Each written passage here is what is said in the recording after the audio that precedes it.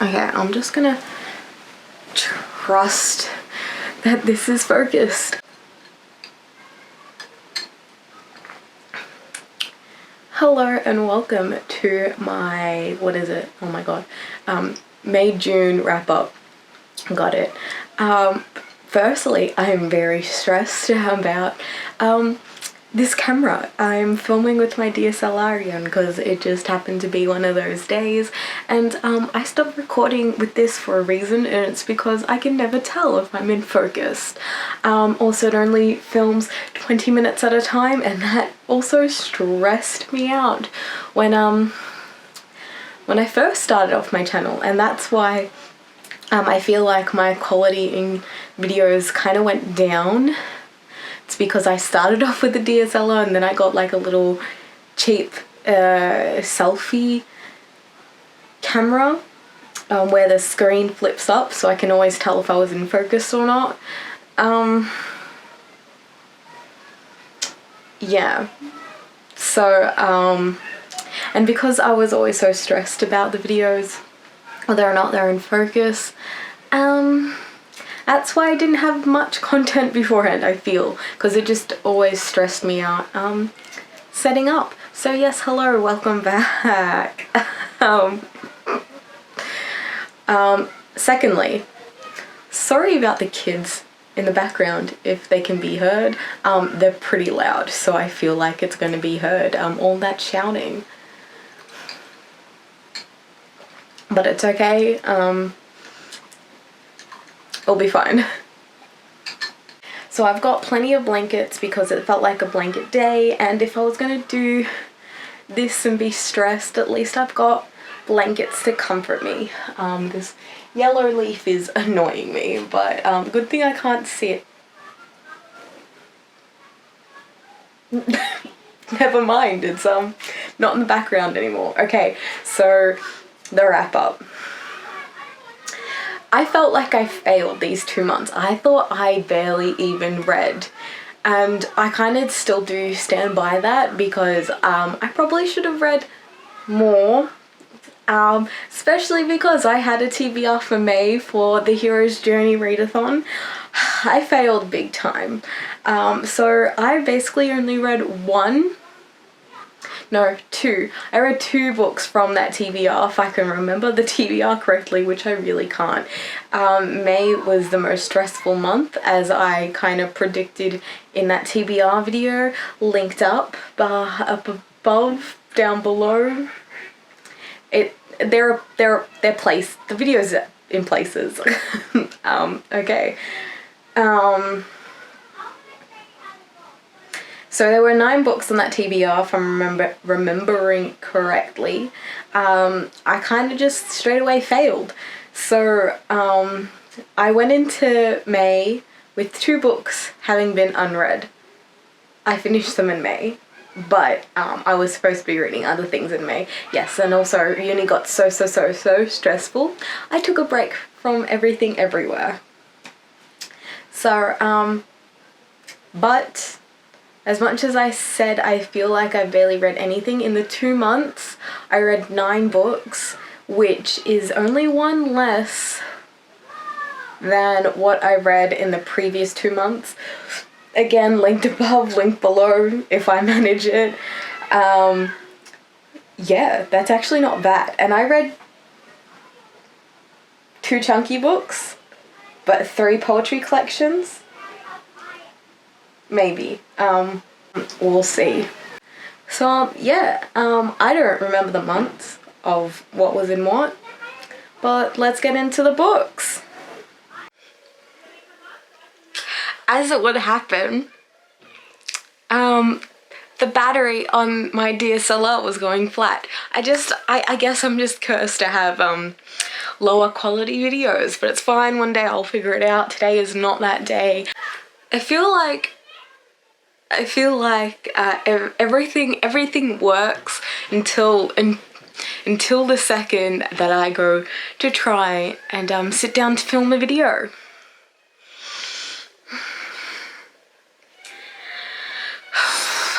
That includes this fringe. Okay, so the books.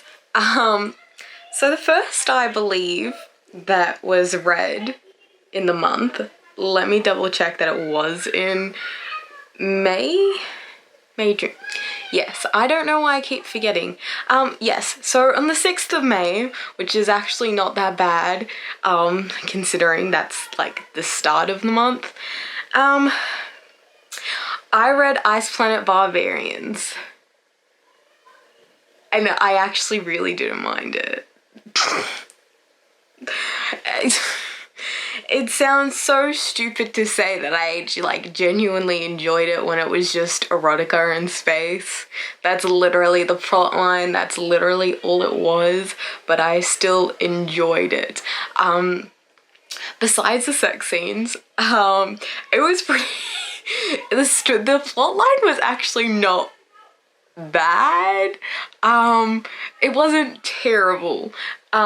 So yeah, there was one point where they're like going at it again, and then after it, like, the science part of science fiction started. It wasn't even like sciencey, it just like smacked me over the head and it's just like space stuff. And then I remembered that I really like sci-fi. I completely forgot that I was totally obsessed with Star Trek.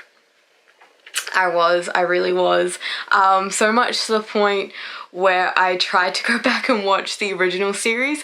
It wasn't terrible, it was just the sort of thing that you can't sit down and seriously watch it. It's more like a background thing because the storyline progresses so slowly. It's not something that I can keep my attention on 24/7, so it's probably something that I'd sit down and sew to. Probably, I should do that now. That sounds like a good idea. If it's still on Netflix, I think that's where I start to watch it anyway, besides the point. Yes, so it reminded me that I really like sci-fi, and because of that, I was so tempted to give it a 5-star, and I don't usually give self-published 5-star because my stupid brain doesn't switch off and it always nitpicks at things, but it actually, there wasn't much that like, you go in with low expectations, like, this is sex in space, basically. What more could you ask for? And then I got plot and I was like, damn, this is actually really good. Like,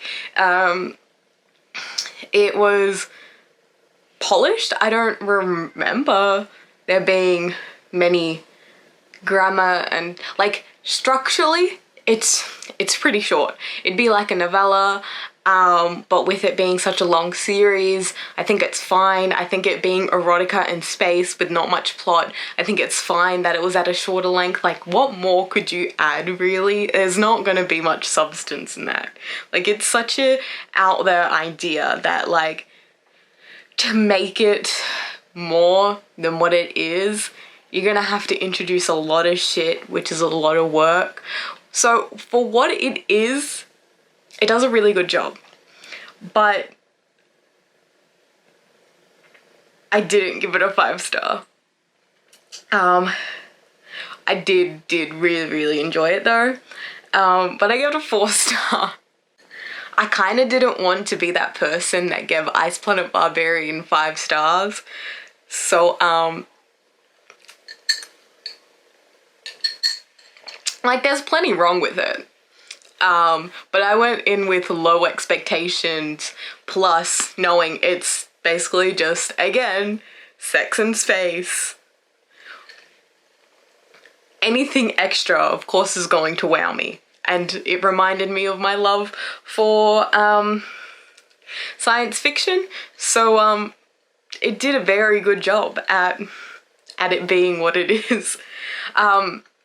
The next book was, now I have to get it, it's like one of the last ones in the pile. Okay, wait. Okay. Shiva by Maggie Stiefvater.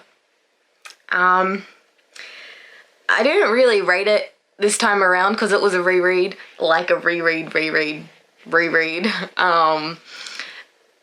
In a video that is yet to be published, well, edited and published, called, basically, my personal comfort reads. this was on the list, and as I was speaking about it and remembering how cozy it is, especially because this is in winter, we're going into winter, well, we're in winter now, but I was reading it in May. Wait, I started in April, May.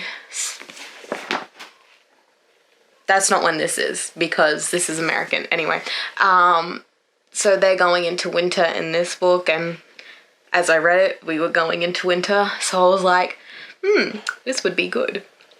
I never ended up finishing it in the month that I started it, which was April, so it came into May with me, which I was really annoyed at because I wanted to focus on my TBR, but such is life. I finished it in, why do I keep forgetting? May. Oh my god, did I just accidentally? Goodreads. I accidentally give it a 5-star rating as I was just looking at it being a 4-star rating. Anyway, yeah, I think it's always going to be a 4-star for me. Because, why? Because, I don't know, I don't think I've thought about this beyond the first time that I read this and rated it. Why, Julia? Think. Today is not a thinking day for me. After this, I'm just gonna like lie down and read. I can't do much more than that. It is slow at times, I guess. But it's, I don't know, every time that I've read it and remember it, all I can take away from it is like the atmosphere of it. I don't believe it's very atmospheric. I've certainly read other books that's more atmospheric. But this one's pretty good, and the cover is best. Love Sam. I love Sam. Anyway, so I read that, and then from there I read Ariel by Sylvia Plath. This is a poetry collection, her last poetry collection. It was published, what is the term? Post-mortem? After death? This one, I'm fairly sure, actually was on my hero's journey to TBR, because I started it second year of uni, never finished it. I finally got through all of the poems. I don't understand majority of them. You really have to like know a lot about Sylvia Plath, I feel, to understand.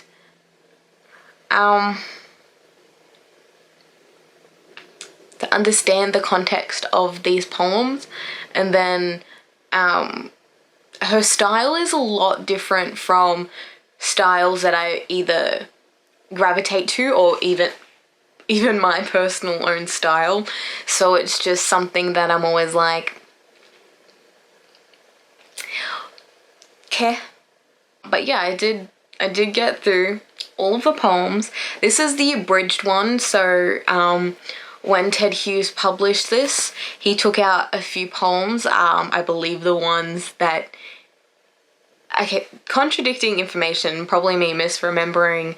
I think he took out the ones that spoke out against him being a bad husband, and put him in a bad light, and also then I think Ted Hughes said that he took certain poems out to protect Sylvia's image. I don't know, I don't remember. It's along the lines of that.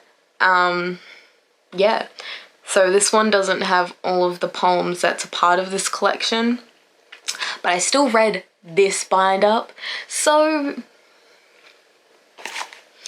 I'm proud of myself for reading it, and now I can just use her weird style of poetry in my thesis, because that's all I'm going to be talking about until my thesis is done. Then wait until I do my PhD, because then I'm not going to shut up. Next, it was another poetry collection. You can barely see this on the camera from, okay, it's Glass Life by Joe Langdon, Australian poet. This was actually published recently. I think this was last year. or the year before. 2018. Yes, so Australian from my university actually. So yeah. I love Jo's style. It's not one that I come across. Oh yeah.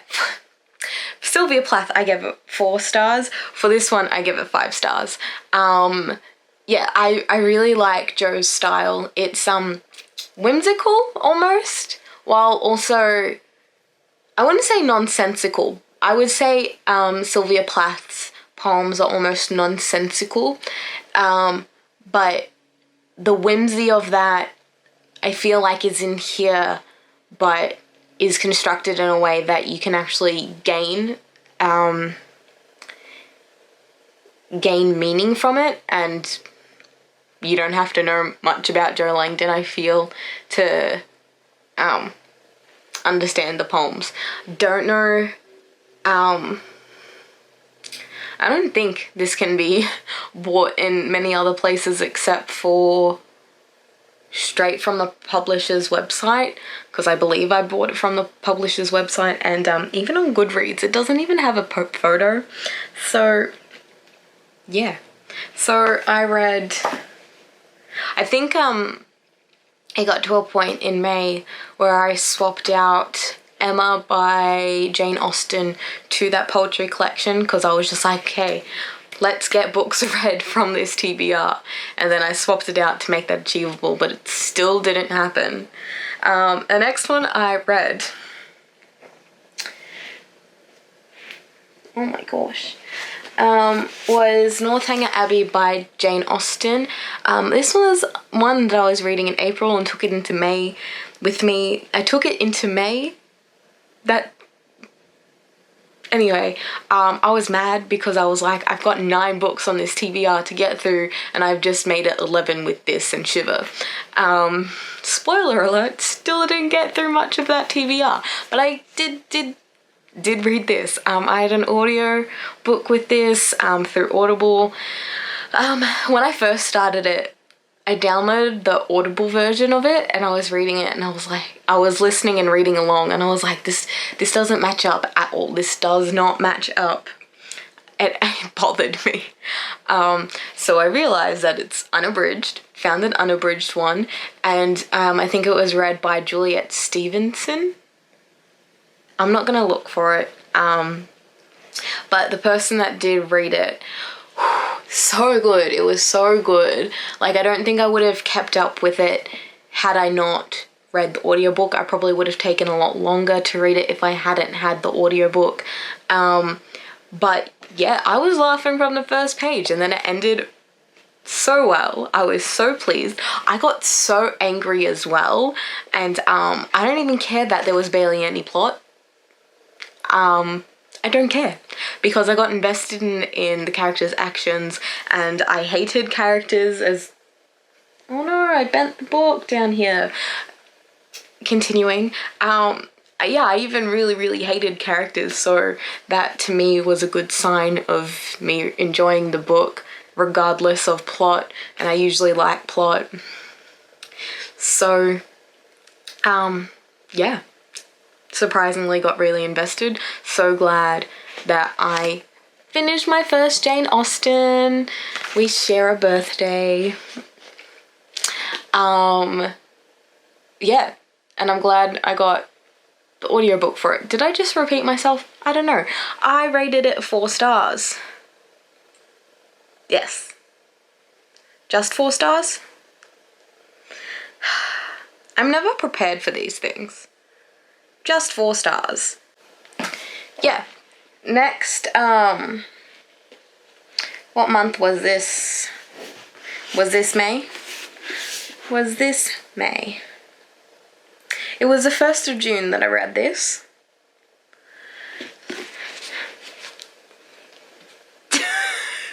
If not, winter. Fragments of Saffir, translated by Anne Carson. Oh, it's so good. So good. Like, I knew that I loved Sappho, and I knew that I love Anne Carson as a translator, but this is just transcended. I like read it over 2 days. I think I started it, and then like the next time that I picked it up again, I was like, okay, no, we're tabbing. We are tabbing. And this is the first time I've tabbed a book. I love it. Okay, I'm gonna read it out because I opened up on a random tab, and if you can't tell, I rate this 5 stars, and if I could rate it more, I would. So we've got a fragment here. Sweet mother, I cannot work the loom. I am broken with longing for a boy by slender Aphrodite.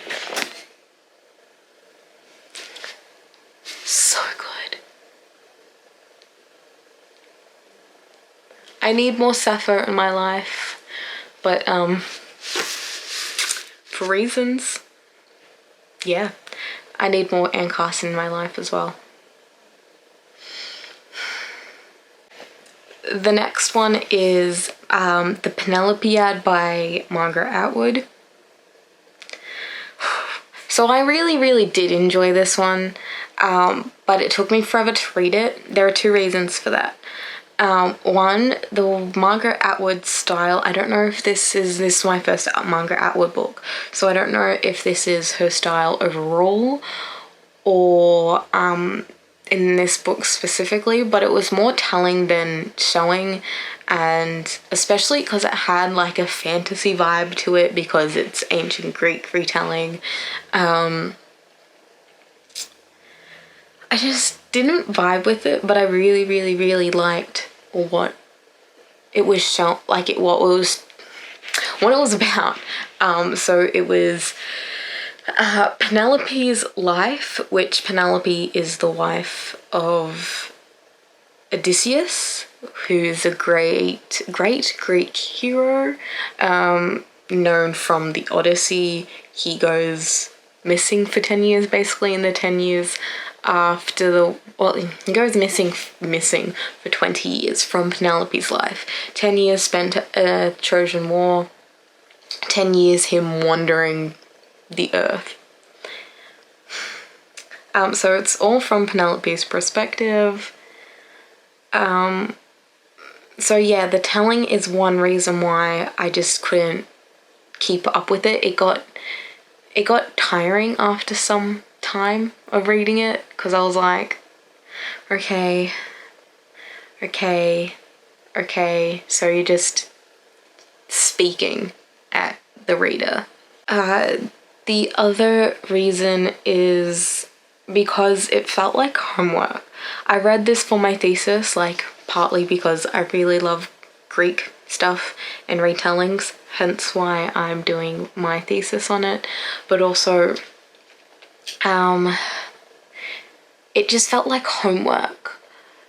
So I hadn't decided as I was reading it that I was going to write a literature review on it, so that's not really why it felt like homework, but I felt like because I needed to read it and I was really struggling with uni at the time, I couldn't. I really couldn't. But I finished it eventually, and I give it 4 stars. Did I mention that? I don't know. Yeah. Cool. And now the last 2 books. Cool. Because Ice Planet Barbarian, actually it's funny that I started the month with sci-fi and then ended it with sci-fi. Yes, so Ice Planet Barbarian reminded me of how much I loved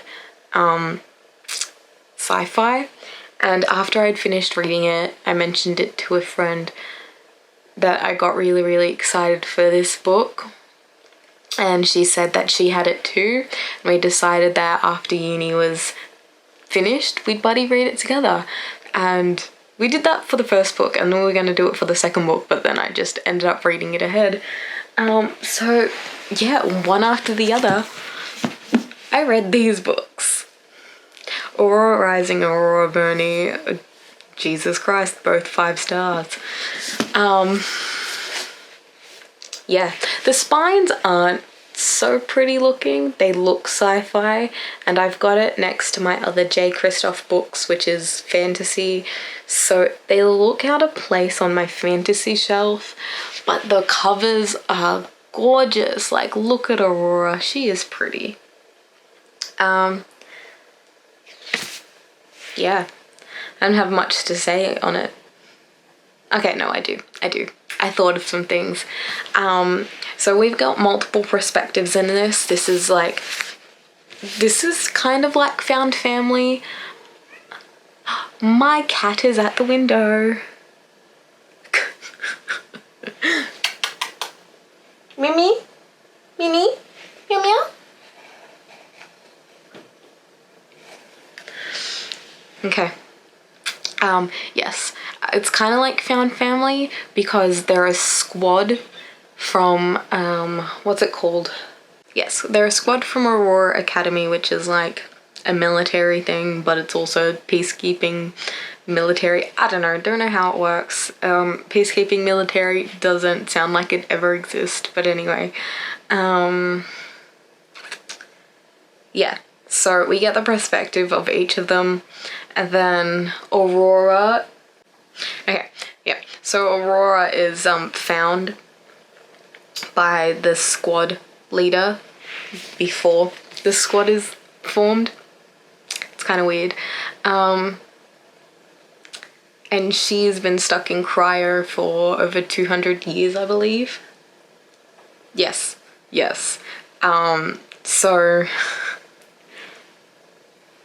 So we've got the squad, and then we've got Aurora, who's a girl at a time because she was asleep for 200 years without knowing that she was asleep for 200 years until she wakes up, and everything's completely different.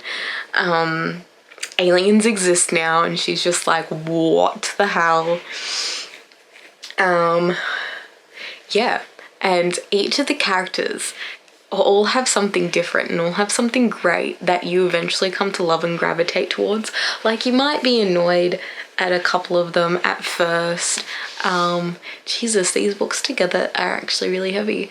Yeah, I was annoyed with a couple of the characters at first, and then it got to a point where I was just like, no, I love all of them. I don't want anything bad to happen to them. But of course bad things happen to literally all of them, especially at the end of this one, which is the second one. The second one, oh wow, the second one was way worse than the first one. A lot of good stuff happens, but then a lot of bad stuff happens. Yep. My favorite character though is Finn. Oh my god, I love Finn so much. So Finn is someone a part of an alien race. I'm not even going to try and say the alien race. It starts with B, and this particular race evolved to live underground, so they have no pigment in their skin, no pigment in their eyes or hair, because they don't need any melanin.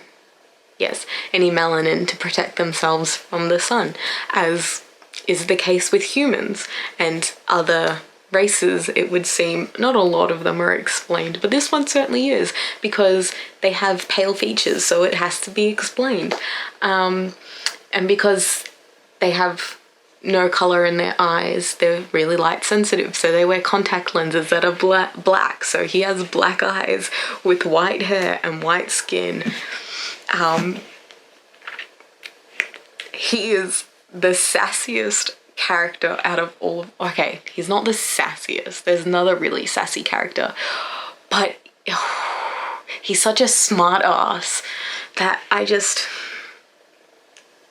I love, and he is a disaster bisexual. It's so funny.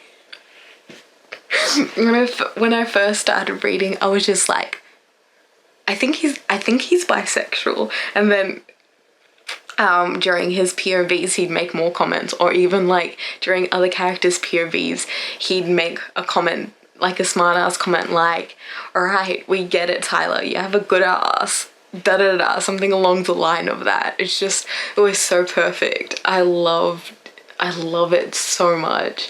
I loved him so much and I want more of him. So yeah, if you're ever wondering what type of characters I'd like, it's smartasses, and then him being bisexual disaster was just the greatest bonus. Yeah, that's all that I read. Which isn't a lot, but it's also a lot the fact that I was really struggling with uni. So yeah. Am I gonna sneeze right now? Let's see.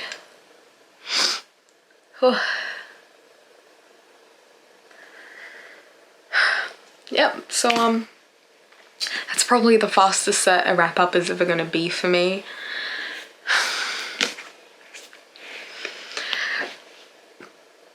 We'll see. We'll see. Yep.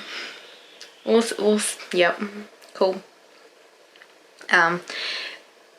Thank you for. Oh my god, my brain is dying. Yes, thank you for. I always do these weird hand movements. Thank you for watching. If you like this video, give it a thumbs up. Want to say literally anything, the comments down below. It's your space. Run free like my mouth does all the time because I literally cannot shut up. Even though I'm so tired, I'm like so tired and drained right now. Don't know why. I'm still managing to talk a lot. I looked so Italian. Jesus Christ. Okay, that is, yep. If you like guest appearances from cats, a lot of my videos do actually have those. So subscribe. she just jumped.